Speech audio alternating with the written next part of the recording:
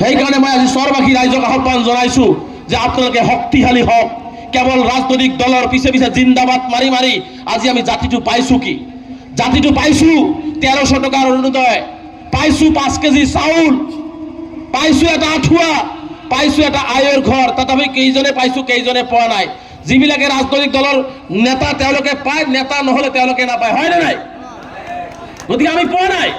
গতিকে তেনেকুৱা 1300 টকাৰ অৰুণোদয় আঁচনি আমাক নালাগে, আয়ৰ ঘৰ নালাগে।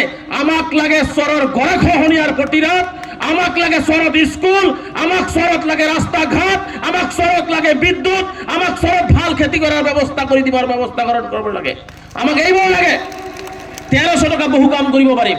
আমি কৈছোঁ, অসমৰ মুখ্যমন্ত্ৰীয়ে স্পষ্টভাৱে দাবী উত্থাপন কৰিছোঁ যে চৰ অঞ্চলৰ মানুহখিনিৰ কাৰণে চৰ অঞ্চলত উদ্যোগ স্থাপন কৰি দিয়ক। যি উদ্যোগ 6 মাহ 7 মাহ চলালে চৰ অঞ্চলৰ মানুহ 2 বছৰ 3 বছৰকে জীয়াই থাকিব পাৰিব। ভালকে খেতিৰ ব্যৱস্থা কৰি দিয়ক। আমাক আপোনাৰ 5 টকা চাউল দি দয়া নালাগে, আমাক দয়া নালাগে, আপোনাৰ ভিক্ষা নালাগে। আমাৰ অধিকাৰ আমাক দিয়াৰ ব্যৱস্থা গ্ৰহণ কৰক।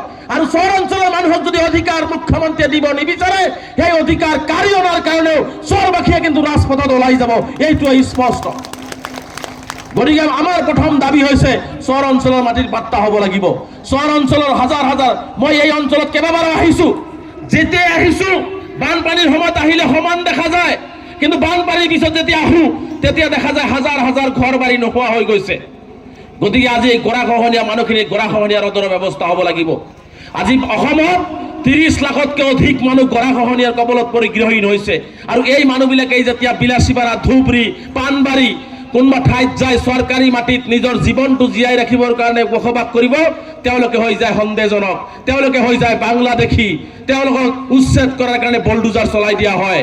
মই স্পষ্টকৈ মুখ্যমন্ত্ৰী ডাঙৰীয়াক কৈছোঁ যে মানুহৰ কলিজাৰ ওপৰত বলডুজাৰ চলোৱাৰ আগতে দম আছে যদি গৰাখহনীয়া ৰোধ কৰি চৰৰ মানুহক চৰতে শান্তিত জীয়াই থাকিবৰ ব্যৱস্থা গ্ৰহণ কৰি দিয়ক। অন্যথায় এই আপুনি বলডুজাৰ চলোৱা নীতি, মানুহ জীয়াই থাকিবৰ কাৰণে বাসস্থান লাগিবই, মানুহ জীয়াই থকাৰ কাৰণে অন্ন লাগিবই, মানুহ জীয়াই থকাৰ কাৰণে তেওঁলোকক ঘৰ বাৰী লাগিবই, মাটি লাগিবই, আৰু সেই মাটি আমাক দিব লাগিব। আমি হিমন্ত বিশ্ব শৰ্মা ডাঙৰীয়াৰ মাটি বিচৰা নাই, আমি হিমন্ত বিশ্ব শৰ্মা ডাঙৰীয়াৰ পৰিয়ালৰ মাটি বিচৰা নাই, আমি বিজেপি দলৰ মাটি বিচৰা নাই। আমি বিচাৰিছোঁ, আমি ভাৰতীয় নাগৰিক, আমি অসমৰ